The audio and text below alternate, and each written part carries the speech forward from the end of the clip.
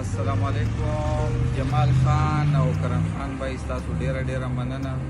ستاسو سپلی ماته میلاو شوې کې ډاټ او ډیر زبردست ماشاءالله ډیر ښایسته کلر د کینیډي ته ورسېدي. د ډیر ښایسته او ډیر مزدار کلر دی او ډیر ښایسته ښکاري ماشاءالله. او بس قوم یې چک کړي ډیر زبردست. ستاسو یو جهان مننه کرم خان بھائی او جمال بھائی ډیره ډیره مهرباني. الله دې خوشحاله او باد لره.